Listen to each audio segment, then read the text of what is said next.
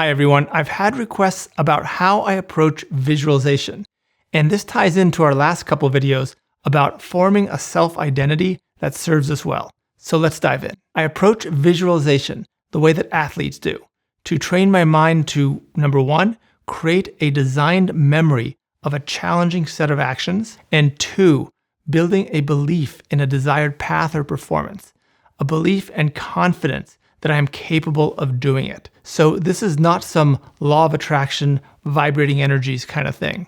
This is conditioning my mind for peak performance and building a belief system and training for maximum effectiveness. So it's more psychology than anything else. If done well, creating a default path in the mind. On this channel, we explore creating systems in our lives to perform better and achieve what matters most to each of us. And visualization is a standard part of my morning startup routine. In the book Peak, Secrets from the Science of Expertise, Anders Ericsson details the concept of deliberate practice to acquire new skills at a high level. He describes the foundation of learning to perform better as our brain forming mental representations. I spoke in depth with Anders about this. I'll link to that conversation below. These mental representations are what separates an expert from a novice. The expert has built a full range of deeply embedded mental representations for any scenario. And when a scenario comes up, the expert just loads the relevant pre-constructed mental representation in the mind and executes based on it. The expert seemingly instinctively knows how to handle the situation because the pre-existing mental representations he can draw from. These mental representations are built up by practice, by encountering similar situations and trying various approaches, then evaluating the outcomes and learning which approach serves the situation best. These real-world experiences shape and create the mental representations, which are then stored in the mind and available as needed. Over time they fade, but regular practice keeps them fresh and ready to go. The mental representations are partially constructed by the physical movement and activity when the skill is physical, and partly through psychology, how we perceive and process the thoughts and experiences in our mind. When an athlete performs visualization before a challenging event, their mind is going through the psychology of the performance. The physical part is absent, but to the extent the athlete can reconstruct the thoughts and feelings of the performance, they can create a mental representation of the experience. For sure, this will be a weaker mental representation than actually physically doing it. But in the absence of the opportunity or in order to practice mentally when traveling or not in a place where physical practice is possible, this is a form of mental practice. And it does form a degree of mental representations. And these visualized mental representations can be drawn upon to perform and address real-world physical activities, whether it's an Olympic high dive or a presentation at work or any other type of challenging endeavor. Of course, a visualization will be missing essential data that a real-world experience would have, so it could be misinformed and leave you with surprises in the real activity. That's why it's important to work to construct as visceral and accurately informed visualization as possible. Visualization does not tend to work for an activity you know nothing about and have never experienced. You need to know it well enough to shape a tactile, visceral mental version. But the more you know an activity, the more you can train in it through visualization in addition to the physical practice. When done effectively, you are essentially creating a default path or expectation in your mind. This creates clarity in what you expect as you take on the real-world challenge. It can relax you and it can increase performance in the activity. Here's how I apply it in my life regularly. I'll give you two instances. First for a big challenging event, then for mundane everyday routines. Number one, let's say a big challenge is coming up. Say a speaking event in front of a large audience. I will collect all the details I can about the event, ideally visiting the space ahead of time, if possible, perhaps watching other speakers at the event. Then the day before or the day of, I will close my eyes and mentally go through each stage of arriving at the venue, going to the designated meeting area, waiting to be introduced, walking on stage, greeting the audience, and flowing into my presentation. I'll go through the conclusion and walking off stage and completing the session. I will make each step as visceral and tactile as possible. Think about room temperature, smells, sounds, energy levels, anything else you would expect. Visualize delays or computer problems, or things going wrong. What kind of joke can I pull out then?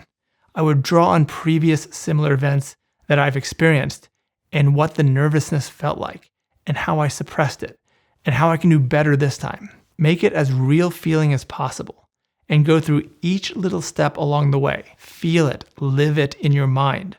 Eyes closed, reconstruct the sights and sounds and environment as fully as possible. Make things up if you need to bring it to life. You can sporadically improvise as you're walking through it, because that's what the real event feels like when things pop up. It doesn't have to be a one-to-one representation of what's going to happen. That, of course, is impossible. But make it feel real so that you can experience it and form this mental representation of overcoming any challenge and succeeding in making it happen. This will form a reasonably strong mental representation that's fresh from recent construction. If time permits, do it a few times. Or if there's no big challenge coming up soon, I will often visualize a successful day as I plan my day to come each morning. This is particularly helpful if I've lately been getting distracted and pulled off track and not really executing on my day as I've intended. So I'll walk through my morning routine each step of the way, planning my day, starting the first task. What's that first task going to be? I mean, I'm being very specific. So I'm thinking this is a specific day. I've already planned out my priorities for the day.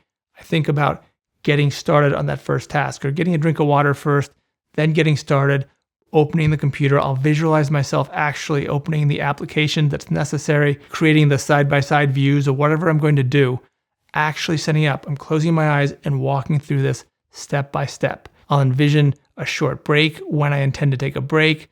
If I'm calling someone, dialing the number, calling, arranging the Zoom windows, whatever I'm doing, every step that I can anticipate, I'm envisioning walking through it, creating this mental representation of this path that I want to take, executing my day flawlessly, doing the things that I've scheduled, the things I've told myself I'm going to do. I've visualized myself walking through them. So the default path, this mental representation, is the day that I've planned, the day that I've designed for myself. Throughout the day, I'll check messages. I'll envision myself taking a break to check messages, respond briefly, then back to my priority task, or back to my second priority once I finish the first priority. I will walk myself through the day in my mind for maybe 4 minutes, 3 to 4 minutes. I can get a pretty visceral sense of especially the transitions between one end of a task, one end of an action item, and then starting and beginning the next. It's usually the transitions where I know I go wrong, where my distractions pop up. You may be similar, or if not, the areas where you tend to succumb to the distractions most easily, visualize those a little bit slower in more detail so you can establish the mental representation of executing, transitioning, going on to the next thing that you planned flawlessly, and then ultimately finish your day and close your notebook. You can really do this in a few minutes. Obviously, you're not going through every moment of the day, but you're hitting the highlights, you're envisioning starting the priorities, finishing them, transitioning to the next one, taking breaks, taking lunch, coming back to your next priority, and implementing the day that you've designed for yourself. In your mind, it creates a default path. And then the other way I use visualization is to create belief and reduce self-doubt. To achieve anything ambitious, you have to believe it's possible. You have to believe that you can do it. Doubt is a killer. You will not stick through the challenge long enough if you don't believe you have a good chance of succeeding. Visualization helps you see yourself succeeding. You become a witness to your future success, and it builds belief and confidence. This will provide you with reserves when the going gets tough. It will be the beacon of light, that visualization of success that enables you to persevere. In the previous 2 videos, we explored creating your self-identity. Visualization is a valuable tool for doing this. We'll continue in future videos to shape and build our self-identities to become the people we need to become to achieve the things we want to achieve in life. If this is of interest, be sure to hit the subscribe button and the bell icon to get updates on future videos, and please hit like if you found this video valuable. Leave thoughts or questions below, or join us in the Notion Life Design course to explore these topics more extensively. That's all at notionlifedesign.com. I also write the Life Design newsletter on increasing human capability. I give away several of my best Notion templates to anyone who subscribes to the free newsletter. The newsletter link is also below in the show notes. Thanks for watching. Lots more to come.